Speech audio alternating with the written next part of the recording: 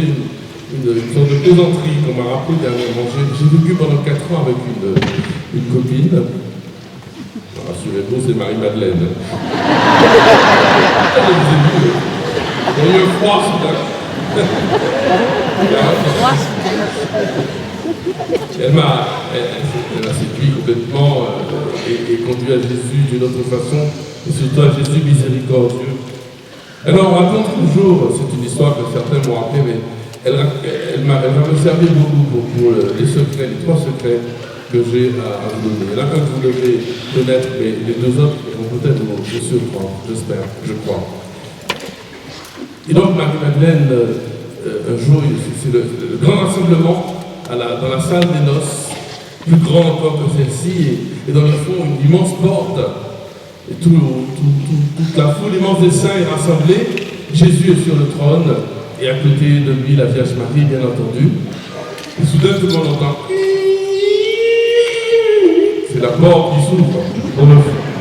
Alors tout le monde se retourne, et là, il y a Marie-Madeleine, elle avait pris un peu de temps pour se faire belle. C'est une femme, le temps de se faire belle, de bien se coiffer, sa chevelure immense, etc. Donc elle arrive avec un petit peu de retard, la fête n'a pas encore commencé. Et tout le monde se retourne, alors il y a des murmures, et Marie-Madeleine, toute gênée, referme la porte. Et là, soudain, Jésus et Marie lui font. Marie-Madeleine regarde derrière elle, et personne. Donc elle, c'est moi, Jésus, Marie, oui, viens. Alors elle s'approche, elle traverse les saints, les foules immenses, il y a les martyrs, il y a plein de saints d'ordre religieux, il y a quelques jésuites, des centaines de milliers de dominicains, enfin. Des franciscains, bien sûr, enfin, il y a de tout. Et au fur et à mesure, elle s'arrête à chaque fois par humilité. Elle est une pauvre pécheresse, et Jésus, Marie, viens, etc. Donc au moment où elle s'approche, et tout près du trône de l'agneau, il y a le cœur des vierges qui ont donné toute leur vie au Seigneur. Donc elle s'arrête avant, et là Jésus lui fait signe, tu viens, et Marie aussi. Et Marie lui montre un petit tabouret qui est entre Jésus et elle, un peu derrière. Alors elle monte toute timide, et là tout le monde, ça va commencer. Et au moment où ça va commencer, il y a un grand silence, et parmi les vierges, on entend si on avait su.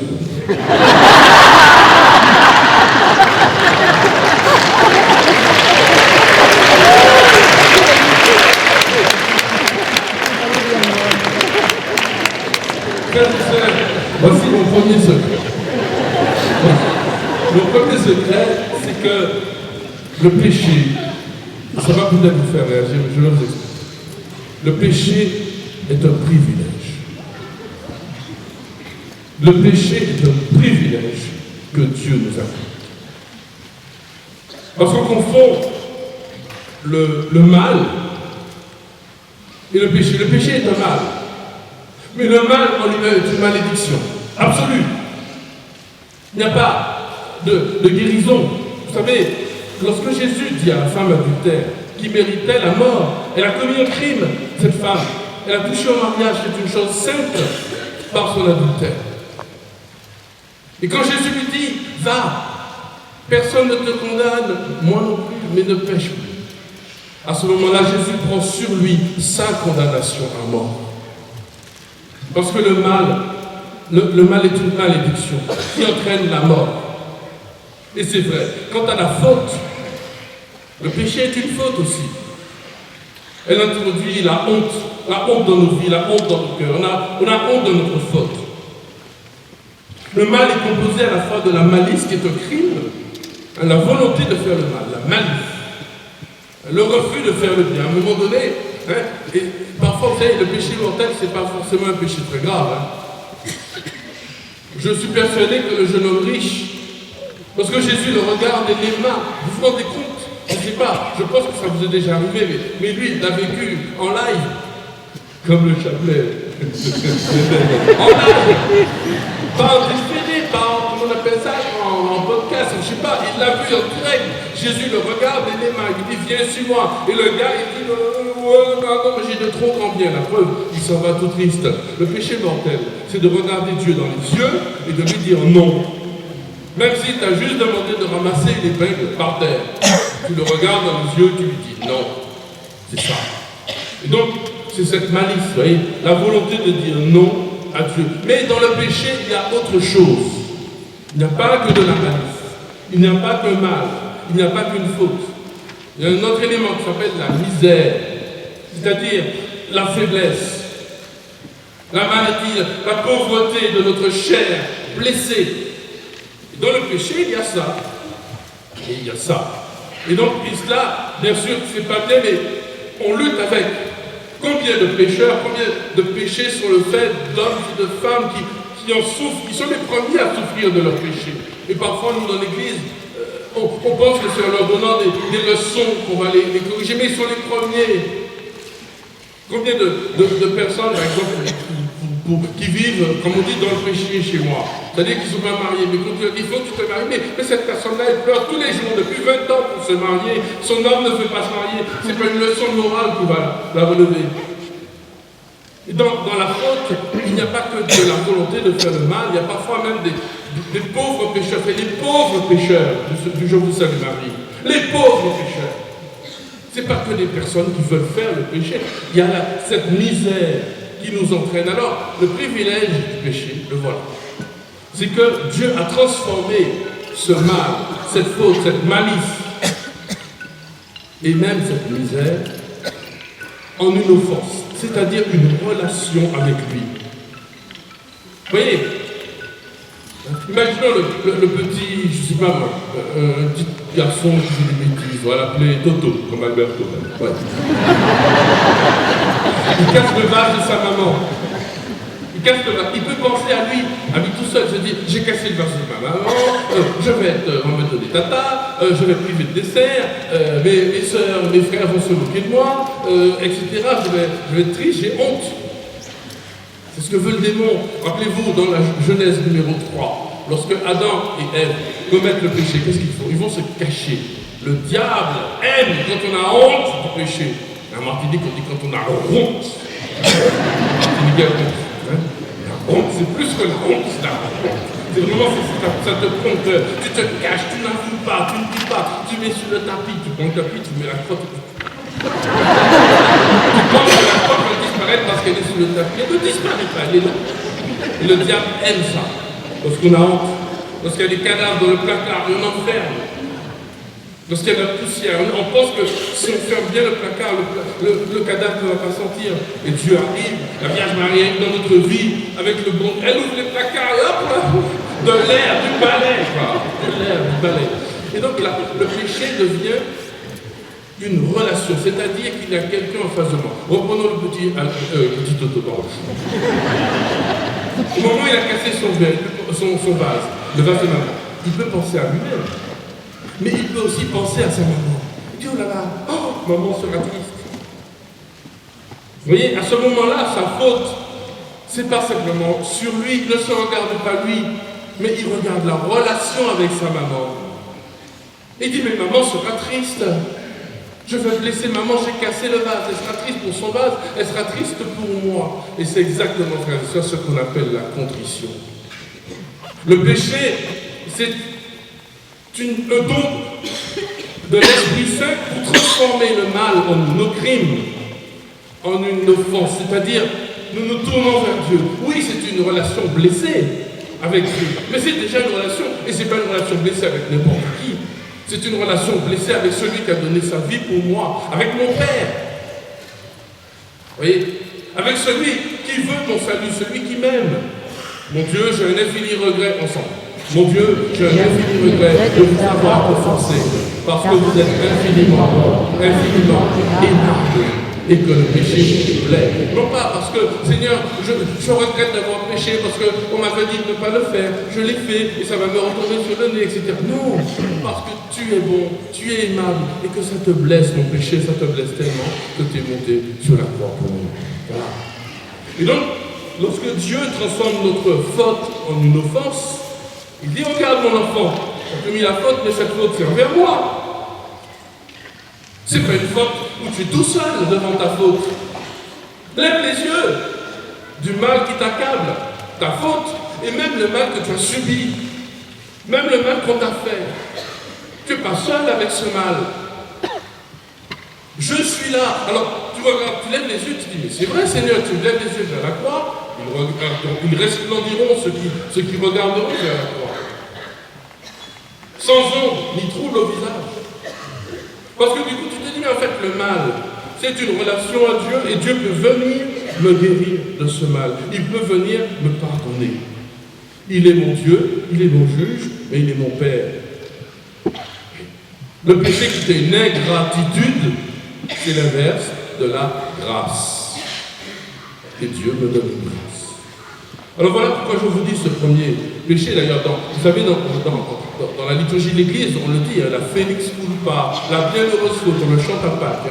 Bienheureuse faute qui nous a valu un tel rédempteur. Et tout le jeu du diable, c'est de nous faire honte de notre péché, de rester seul avec notre péché, de nous accabler, de nous faire entrer dans cette tristesse qui n'est pas la contrition, de dire « Ah, ça y est, j'ai encore péché, je suis dedans, etc. » Non, c'est pas « c'est toi Seigneur, je t'ai blessé. Le Seigneur me dit « Regarde ma croix. » Et comme la chanson qu'on chantait quand on était petit, comme un enfant, seul le nez en l'air et les cheveux au vent. On va rappeler. Et le troisième couplet. Comme un enfant qui s'est rendu coupable, mais qui sait bien qu'on lui pardonnera. Voilà ce que c'est le privilège du péché. Je suis coupable. J'ai fait un crime, j'ai fait quelque chose dont j'ai honte, une faute, etc. Mais cette faute est une offense. Et je sais qu'on me pardonnera parce que c'est mon Dieu. Pour s'excuser d'être si misérable, vient se jeter dans vos bras. Me voici, Seigneur. Me voici, mon enfant. Me voici, Seigneur. Me voici comme un enfant. Chantez bien. Alors pourquoi je vous dis ça? Parce que je vous parlais de Marie. Marie est comme attirée par notre péché. La liturgie de l'Église, plutôt les litanies, l'appellent le salut des malades, des infirmes, le refuge des pécheurs. Ô Marie, refuge des pécheurs, priez pour nous qui avons épouse. Consolatrice des affligés. Jésus est le médecin, mais Jésus est le médecin, mais Marie est l'infirmière. Elle vient soigner, elle vient toucher. Elle ne pense qu'à ça. J'ai failli intituler cette conférence « Marie est addict à notre péché ». Parce que notre péché est un privilège qui attire la rédemption du Rédempteur, le salut du Rédempteur. Donc quand Marie voit un pécheur, vous savez, comme une infirmière, comme une maman, tout simplement, qui voit son enfant, elle court. Elle ne voit que ça. Notre péché est comme un aimant. Ouais, aimant dans le mot aimant, c'est une aimantation, un amour. Et qui suscite l'amour de Dieu d'abord. Dieu est le premier à être addict de notre péché. Il est tellement addict de notre péché que quand il a vu le mal sur la terre, qu'il a donné son fils, que le Verbe, lui qui était de condition divine, n'a pas retenu le rang qu'il égalait à Dieu, mais il s'est anéanti, se faisant semblable aux hommes, obéissant jusqu'à la mort, et à la mort de la croix. Il a tellement, notre péché l'intéresse tellement qu'il ne voit que ça en l'homme, parce qu'il veut nous relever. Alors il veut pas qu'il y ait le moindre défaut. Si vous achetez une superbe voiture, messieurs, une superbe robe, mesdames, c'est un peu cliché, mais c'est pas grave. Eh bien, si la voiture est un peu poussiéreuse, abîmée, non, la robe, il faut tout de suite enlever la tache, c'est trop beau. Tu es trop beau, mon enfant, pour que Dieu te laisse avec une tache. Alors l'infirmière vient pour tout de suite nettoyer la tâche, pour tout de suite soigner la blessure. Et l'Écriture nous montre comment Marie, elle est partout où il y a le péché, vous voyez. Elle est la nouvelle Ève, parce qu'il fallait répondre au péché d'Ève. Il y a un parallèle entre Genèse 3, lorsque Ève répond au serpent, et Luc 1, le serpent c'est un ange déchu. Hein, et Luc 1, où Marie répond à Gabriel, l'ange. Et lorsque Ève dit oui au serpent, Marie dit qu'il me soit fait selon ta parole à Gabriel. Vous voyez, elle répond tout de suite. Dans la généalogie de Jésus, je fais un peu de Bible, parce que je n'ai jamais compris pourquoi nos frères séparés, protestants, qui ont une telle ferveur, qui aiment tellement l'Écriture, ne lisent pas cela. C'est tellement clair dans l'Écriture. Prenez toutes les femmes de la généalogie de Jésus dans Matthieu, dans Luc, dans Matthieu. Il y a Rahab, non d'abord Tamar, qui se déguise en prostituée pour séduire et coucher avec son beau-père. C'est très joli. Rahab, prostituée, Bethsabée, adultère, Ruth, païenne, étrangère. Mais toutes ces femmes vont être relevées et elles ont l'honneur de faire partie de la généalogie de Jésus. Elles vont être relevées à chaque fois dans l'histoire. Et même, elles vont être louées par les prophètes, malgré leurs péchés. Et cette généalogie aboutit à celle qui va réparer d'une certaine façon le péché de ces femmes, à commencer par elle, qui est Marie. Elle aboutit plutôt à Joseph, l'époux de Marie, une nouvelle création, quelque chose de renouveau. Ce qui avait été relevé par le péché, Jésus vient totalement renouveler par le salut, ce que nous sommes, et Marie est la première à être renouvelée, l'Immaculée Conception. L'époux de Marie, de laquelle naquit Jésus. Il y a une autre femme qui est une figure féminine, qui est la fille de Sion. Alors dans la Bible, c'est une pauvre fille. C'est une fille qui est vraiment celle qui est soumise à toutes sortes d'actions. Quand il y a des armées, elle peut être violée, tout peut lui arriver, la pauvreté. Et qu'est-ce que les prophètes disent à cette femme, à cette fille de Sion? Réjouis-toi. C'est la même phrase que Marie va entendre. Donc elle vient comme réparer cette humanité fragile, blessée. Et c'est pour ça que dans la Bible, il y a cette phrase. Réjouis-toi, Marie. Et quand elle entend cette phrase, c'est la phrase de l'annonce messianique, qui est annoncée justement à ces femmes marquées par le péché, qui subissaient le péché. Elle va voir dans le Nouveau Testament Élisabeth, qui est stérile, qui représente l'Ancien Testament stérile. Et sa fécondité répare la stérilité d'Élisabeth. À Cana, ils n'ont plus le vin. Qui est là encore? Marie, qui voit qu'ils n'ont plus le vin. Vous voyez, dès qu'il y a l'Écriture nous montre que Marie vient, dès que l'humanité est en train de tomber, elle est là, elle est présente. Elle est présente pour donner quelque chose. Ça, c'est notre premier secret qu'il faut tenir, que le péché est un privilège parce qu'il nous attire la présence de Dieu et la présence de Marie. Heureux ceux qui écoutent la parole. Heureux es-tu, toi qui as cru, dit-on à Marie, justement parce que le peuple est dans le doute. Il écoute d'autres dieux, il écoute des idoles, il fréquente des sorciers, de l'ésotérisme. Et Marie vient comme la réponse de l'humanité à chaque fois. Et l'Écriture nous le montre. Au pied de la croix, bien entendu, où son Fils reçoit dans sa chair, dans son cœur, les fruits du péché, le fruit maximum du péché, la honte, l'ignominie. Le vieillard Simeon lui avait dit, et toi aussi, un glaive te transpercera l'âme. Vous voyez comment Marie, à chaque fois que le péché est dans le monde, dans nos vies, elle vient. Dieu l'envoie. La première en chemin. Dieu l'envoie. La première de l'humanité, mais aussi la première pour venir aider au nom de son Fils.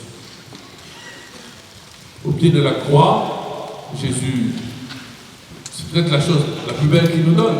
Je rappelle souvent à des frères et des sœurs, attention, Jésus n'a pas écrit d'évangile, il n'a pas écrit de Bible. Ce sont ses disciples qui ont écrit le témoignage qu'ils ont reçu. Mais lui, qu'est-ce qu'il a donné? Il a donné deux choses. Les apôtres. Il dit à Pierre, sois le pasteur de mes brebis, il donne les apôtres, il a donné sa mère, voici ta mère. Et le disciple l'a appris chez lui.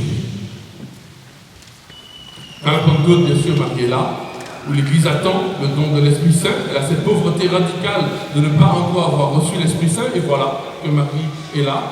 Et puis j'y reviendrai tout à l'heure, lorsque la bête de l'Apocalypse se déchaîne, c'est contre la femme et ses autres enfants, et à la fin de la Bible. Et voyez, on a traversé de la Genèse de la Genèse à l'Apocalypse. J'ai fait vite, hein. Vous avez lu la Bible en 10 minutes, là, les enfants. Elle fait un peu trembler, comme la consécration qu'on a lue tout à l'heure, qui date de 1912, avec les termes de 1912, c'est très bien. Et certains frères et sœurs d'églises séparées peuvent être surpris de voir qu'on dit à Marie, pardonne-nous nos péchés. Ils ne comprennent pas très bien tout ça. On ne comprend pas ce rôle que l'Église a donné à Marie d'être, enfin, que Dieu a donné à Marie, que l'Église reconnaît à Marie d'être le salut des infirmes. Marie, elle n'est pas la tête de l'Église, mais elle est le cou. Oui. Et pour aller à la tête, en passant, nous on est le corps. Hein. Certains sont le plus petit, doigt, d'autres, etc. D'autres le cœur, comme Thérèse de Lisieux, dans le cœur de l'Église, ce serait l'amour, etc. Mais pour aller vers la tête, il faut passer par le cou. Elle est, comme l'a dit Monseigneur Ré tout à l'heure, elle est la créature la plus proche de Dieu, membre de l'Église. Elle n'est pas divine. Elle n'est pas le centre de l'Église, mais elle est centrale, comme le cou est au centre, finalement, du corps humain. Alors, l'Église a développé cette prière, notamment le rosaire. Je voudrais en parler un instant. C'est la prière des pauvres au départ, la prière de ceux qui ne savaient ni lire ni écrire. Au départ, on n'a pas compris ce que Dieu nous donnait à travers le rosaire, qui est né à la fin du Moyen-Âge, on va dire à la fin du XIIe siècle. Des moines converts qui ne savaient pas lire se sont dit, mais comment ça se fait que les moines savants, les moines qui savent lire le latin, qui savent chanter, ils prient la parole de Dieu, mais nous on ne peut pas, on ne sait pas lire. Comment on va faire? Alors ils se sont dit, on va réciter des paternosters. Comme ça, c'est la parole de Dieu aussi, c'est déjà l'essentiel. Et puis, ils se sont dit, il y a une autre parole qui est essentielle dans la Bible, c'est l'Ave Maria. C'est une parole que Dieu lui-même prononce, comme le paternoster d'ailleurs, que Jésus nous a. Alors ils ont décidé de répéter l'Ave Maria entre les chapelles. Et puis ensuite, les frères du Nouvel Ordre est arrivé, je ne l'ose pas nommer, le frère Dominique. Il y a, non loin de Toulouse, un beau lieu d'apparition qui est très peu connu, mais c'est l'apparition de la Vierge à Saint-Dominique. Et Marie, alors par contre, ce lieu est représenté dans des tableaux dans le monde entier, où on voit la Vierge Marie qui tient Jésus tient un chapelet dans la main, et il le donne à Saint-Dominique. Et vous reconnaîtrez ce tableau, on le voit très souvent. Et c'est une apparition réelle qu'a eu, et puis Dominique a reçu le rosaire de la part de la Vierge Marie et de l'enfant Jésus. Et Marie lui dit, va et prêche le rosaire. Non pas seulement prie le rosaire, mais prêche. Car le rosaire, c'est un enseignement sur la vie de mon fils, sur le mystère du Seigneur. Alors, voilà, ça c'est l'histoire. Il se trouve que dans les apparitions, par exemple à Lourdes, la dame se tient avec un chapelet dans les mains. Elle fait le signe de croix avec le chapelet. Elle fait glisser les grains du chapelet. Elle ne dit pas le Je vous salue Marie même, puisqu'elle va se saluer elle-même. Donc elle dit que les Notre Père et les Gloria. Mais pendant que Bernadette dit le chapelet, elle fait glisser les grains du chapelet elle aussi avec. Elle compte un peu dans son cœur, à chaque fois, un petit tsunami d'amour, à chaque Je vous salue Marie arrive. Elle est heureuse, comme une épouse, une fiancée qui reçoit des fleurs de son bien-aimé. À chaque fois, c'est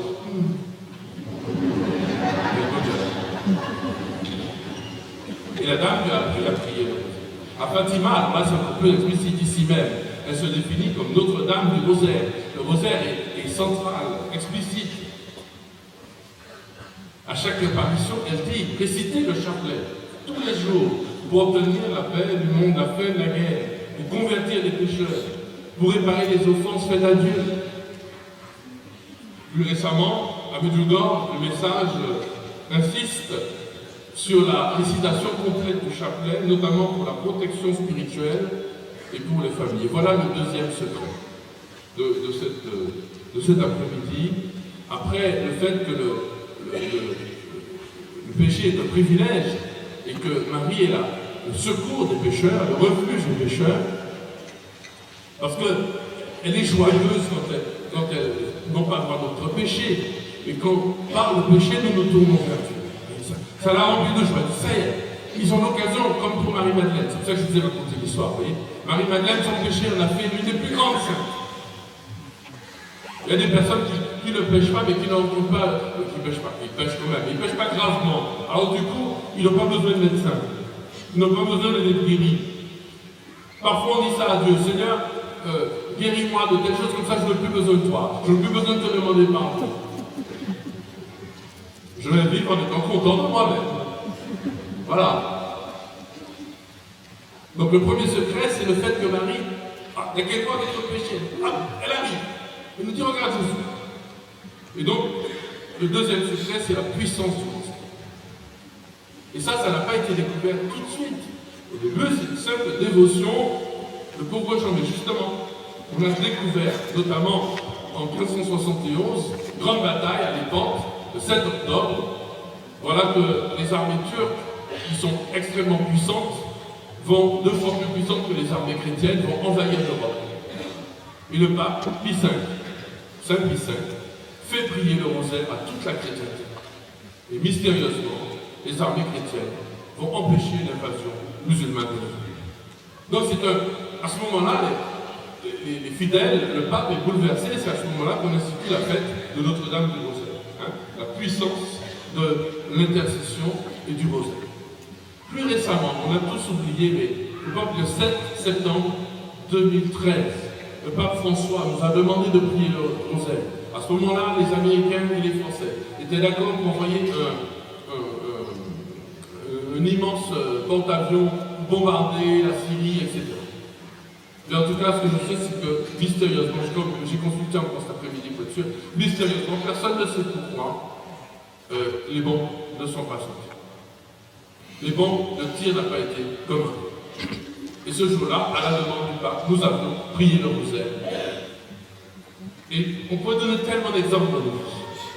Tellement d'exemples de situations désespérées. Prie le rosaire, il y a comme un mur qui se dresse contre le tsunami qui arrive. Et humainement, il n'y avait aucune raison politique, aucune raison militaire, aucune raison humaine, médicale, scientifique, économique. Et voilà que le rosaire vient. La prière du rosaire, l'intercession de la Vierge, vient faire agir son Fils. Le rosaire, c'est d'abord une prière évangélique, centrée sur Jésus. C'est le pape Saint Paul VI qui l'a dit. Quand on prie le rosaire, Jésus, c'est Jésus que l'on regarde. Et pourtant, on répète le nom de Marie, mais on répète tout autant le nom de Jésus. J'aime bien cette tradition des moines, lorsqu'on dit « Et Jésus, le fruit de vos entrailles, est béni », je n'ai pas obligé de le faire, mais il faut une petite inclination de la tête, très discrète. Et Jésus, en prononçant le nom du Sauveur, au cœur du jour du Saint Marie, comme il est au sein de Marie, dans le sein de Marie, comme Élisabeth, comme Jean-Baptiste l'a reconnu dans le sein de Marie. Donc au cœur du jour du Saint de Marie, à la proclamation de Jésus, le Sauveur. Le pape Saint Jean-Paul II dit que le rosaire est aussi une contemplation. On regarde. C'est une prière de l'Église. Je vais vous raconter une petite histoire qui est arrivée à mon ami Gilberte. Alors les Martiniquais vont repérer les lieux, mais les autres allez imaginer. C'est sur la route de la Trace. La route de la Trace, c'est une route qui passe au milieu des montagnes, c'est des montagnes à Martinique, à côté des plages. Et à l'époque, c'est une route, comme c'est un milieu plus volcanique, donc la route elle bouge un peu, et il y avait des nids de poules parfois sur cette route.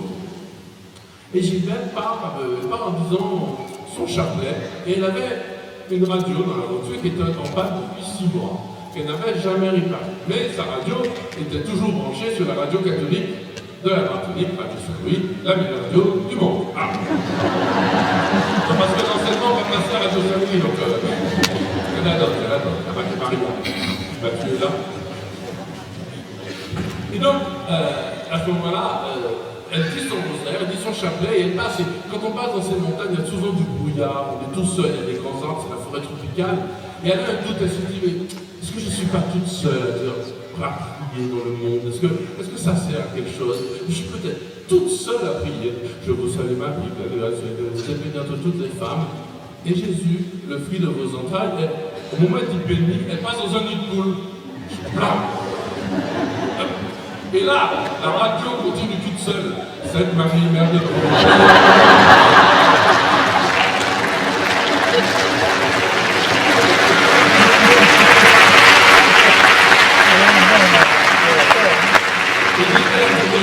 nous a raconté cette histoire ça. C'était extraordinaire, c'était pas une signe qu'elle n'était pas seule. On n'est jamais seul. Comme vous priez le rosaire, et ne serait jamais, on en parlait tout à l'heure avec les amis de Rosario, en disant son chapelet tout seul, on est en communion, sa dizaine, tout seul, on est en communion avec des frères et sœurs qui disent en même temps qu'il n'y a pas un instant sur terre où le rosaire s'arrête, il est dit en permanence. Et ça fait des miracles, vraiment. C'est donc une prière totale, une prière de louange, d'intercession, de pardon et d'exorcisme. Je ne vais pas vous raconter, vous le savez, j'étais exorciste, mais à quel point j'ai vu le rosaire comme une prière exorciste, extrêmement puissante. Vraiment très puissante. Si vous êtes attaqué par des tourmentés, d'une façon qui n'a pas l'esprit, c'est puissant. Moi je l'ai vu dans des grands exorcismes qu'on a célébrés, des prières de délivrance, tout ça. Dire le rosaire est une armure. Une fois je m'appelle une fille qui l'exorcisme s'est déclenché de façon sauvage au cours d'une confession. Et ça décrit, c'était une scène terrible. Et le prêtre qui ne connaissait rien a eu la bonne idée de réciter le rosaire. Et de lui dire à elle de réciter le rosaire, même si elle faisait des cris, des injures, des insanités. Ça a duré de 18h à minuit. Et on m'a appelé un peu plus tôt, on m'a appelé vers 22h, je crois que je suis arrivé, et on a dit le rosaire. On a dit le rosaire. On a fait des prières. Et elle a eu la délivrance jusqu'à la fin du rosaire. Et elle nous disait, je savais qu'il fallait que j'aille jusqu'au bout du rosaire, parce que son âme reste libre, malgré les cris, malgré les objets qui volent, son âme reste libre, elle reste libre de prier. Et c'est le rosaire. Elle priait avec nous, elle priait, et c'est quand elle avait le bout du rosaire que la délivrance a été complète. Et il y avait beaucoup de travail, beaucoup de monde. Nous avons une troisième chose. Le deuxième, c'était la puissance du rosaire. Voilà le texte. Malheur à la terre et à la mer. On est dans l'Apocalypse. Le diable est descendu vers vous, au chapitre 12, verset 12. Il est descendu vers vous plein de fureur. Il sait qu'il lui reste peu de temps. Il se mit à poursuivre la femme, celle qui avait mis au monde l'enfant mâle. On sait qui c'est. De sa gueule, le serpent projeta derrière la femme de l'eau comme fleuve. Mais la terre s'ouvrit, ouvrit la bouche et engloutit le fleuve projeté par la gueule du dragon. Alors il dit ça. Le dragon se mit en colère contre la femme et il partit faire la guerre au reste de sa descendance. Virgule, ceux qui observent les commandements de Dieu et gardent le témoignage de Jésus. Alors c'est pas encore ça le secret.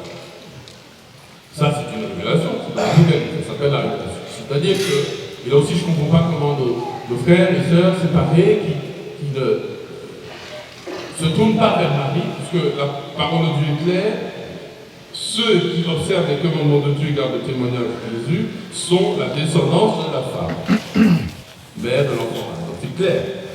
Donc nous sommes en combat, c'est pas un scoop ça. C'est pas un scoop, même si certains l'oublient. Quand nous avons un problème avec des personnes, on accuse un tel, mon beau-frère, ma belle-soeur, mon voisin, ma voisine, mon mari, etc. Mais il ne faut pas oublier qu'en réalité, derrière tout cela, comme dit, je crois que c'est Ephésiens 6, hein, derrière tout cela, n'oubliez pas, vous n'avez pas affaire à des êtres de chair, mais à des puissances, à des dominations, à des esprits. Alors il ne faut pas tout mettre là-dessus, mais il faut savoir que c'est une réalité qui est. Et ce pourquoi je dis ça, c'est qu'en réalité, je l'ai vécu d'abord bizarrement dans des groupes de prière quand j'étais jeune. Moi, quand j'étais très jeune, je gagne 16 ans, j'étais très pieux, mais je pensais que le rosaire, c'est une prière de vieille dame. Bon, c'est aussi une prière de vieille dame. En fait, c'est une prière de combat, frère et sœur. Et je pensais que ça allait se terminer. Que ma génération allait oublier cela. Mais le Seigneur avait un autre plan. Un autre plan, je le racontais tout à l'heure, j'en fais exprès, j'ai mis un tisonnier dans mon doigt en allant visiter des moines, comme ça, pour voir. Voilà, j'étais dans la boutique, j'attendais quelqu'un, j'ai mis le tisonnier n'est jamais sorti. Donc, jamais. J'ai dû l'acheter et demander au moine de le venir dans ma main. Et je partais, j'avais 17 ans, je partais dans une école en France, j'avais sur mon bac. Et donc j'arrivais pour la première fois de ma vie dans un milieu non chrétien, païen, avec de la pornographie, de la marijuana, de la etc. Mais des gens adorables par contre, hein. Vraiment, je ne les connais pas, je me suis trouvé pas mieux qu'eux. Et comme j'avais le tisonnier, eh bien je disais une dizaine par jour. Eh bien, c'était un rempart qui me faisait à la fois aimer mes camarades, ni les mépriser, ni les juger parce que je n'étais pas mieux, mais en même temps ne pas rentrer dans ça. Un rempart, une protection. Le pire, c'est que la première fois, j'ai voulu dire 2 dizaines, si je veux dire 2 incapables. C'est l'année d'après que j'ai réussi à dire 2. Et quand je disais 2, j'essayais de dire 3, j'arrivais pas. C'est la 3e année que j'ai dit 3. Finalement, il m'a fallu 5 ans pour dire les 5 dizaines. Et bien sûr, aujourd'hui j'arrive, mais il y en a qui sont plus forts que moi, je vais commencer à réviser, arrive à dire 3 chapelets le matin, le soir, l'après-midi, faire peur avec une belle. Voilà, on arrive à la fin. Voilà le 3e secret. Le 3e secret, c'est que le chapelet est un acte mystique. Vous voyez, quand on fait oraison, quand on prend le temps de faire silence dans sa vie, longuement, vous atteignez, votre âme atteint des moments où elle touche Dieu, où Dieu vient toucher votre âme. On voit parfois dans le renouveau des gens qui tombent en repos de l'esprit, en extase. Vous voyez? Mais on peut le faire tout seul, sans tomber en repos de l'esprit, il suffit de faire raison, de faire silence, de laisser Dieu venir. Alors il faut beaucoup de temps pour évacuer toutes nos paroles, toutes nos pensées, toutes les choses qui sont dans notre cœur, etc. Mais à un moment, Dieu vient, parfois, on ne sait pas si ça dure 10 heures ou ça dure 1 seconde, mais à un moment donné, Dieu touche notre âme. C'est incroyable. Mais le chapelet, le rosaire nous met en présence de Jésus. Dire le chapelet, c'est être en présence directe, là aussi. C'est du direct. Et c'est même pas à travers l'écran, c'est du direct avec Jésus. Le chapelet est une réalité mystique. Ce que les bergers ont vécu, ce que Bernadette a vécu, ce que les voyants d'autres apparitions ont vécu, nous le vivons vraiment. Alors on n'en a pas toujours conscience, etc. Mais Marie est présente et Jésus est présent. La preuve. Dès que Marie est là, eh bien, elle montre Jésus. Vous savez que c'est ma devise d'évêque, ma devise épiscopale de montrer Jésus, mais pas simplement montrer de loin. Si vous regardez, il est là, il est présent, il est là, présent, il est pour nous, il est là. Elle a rendu présent à Joseph, à Élisabeth, à Jean-Baptiste, au berger, au mage, à chaque fois, ils virent l'enfant et la mère, qui plutôt, certaines ont vu que la mère, comme Élisabeth, comme Joseph au départ, ils ont vu que, et pourtant, l'enfant Jésus est là. Siméon, Anne, dans le temple, les époux, les serviteurs de Cana, les disciples, les convives. Dès que Marie est là, elle nous met en présence de son Fils. Elle ne sait pas faire autre chose. Et c'est une présence mystique. C'est une présence qui est réelle en tant que mystique, pas sacramentelle comme sur l'autel, mais une présence où vraiment... Moi, j'ai vu des personnes faire l'expérience directe de Jésus dans le chapelet. Des pleurs, des larmes, des guérisons du cœur, des chants de louange, des chants en langue, des guérisons profondes. Le chapelet ouvre la porte du ciel. Et l'Esprit descend. Quand il descend, comme dit le chant, l'atmosphère change. Il y a transfert entre terre et ciel. Le chapelet opère un transfert entre le ciel et la terre. Nous met en présence. L'église à Pentecôte, c'est exactement ça. Le chapelet est à chaque fois une Pentecôte forte.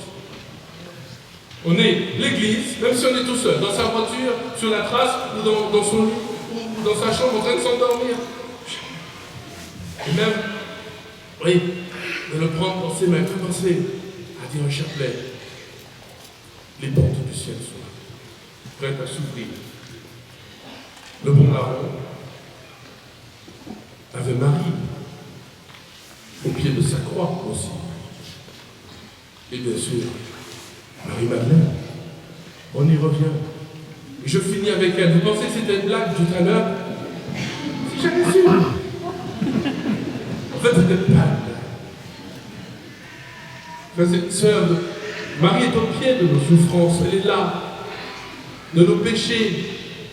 Elle nous met directement en présence du ciel. Elle ouvre la porte du ciel par le rosaire, par le chapelet. Si le monde savait, en fait, lorsque nous, pauvres et petits, lorsque nous allons entrer dans le ciel, lorsque nous allons entrer peut-être rentrer chez nous après le pèlerinage, et que malgré le mal que nous avons subi, ou que le mal qui nous menace, ou le mal que nous avons commis, nous allons vivre comme des frères et sœurs jugés par une loi de liberté, parce que le jugement est sans miséricorde pour celui qui n'a pas fait miséricorde, mais la miséricorde se moque du jugement qu'il a pris.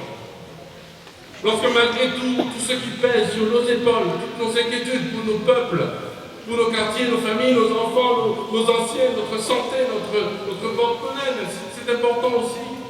Malgré tout ça, nous allons vivre comme quelqu'un qui est assis dans la salle du trône entre Jésus et Marie.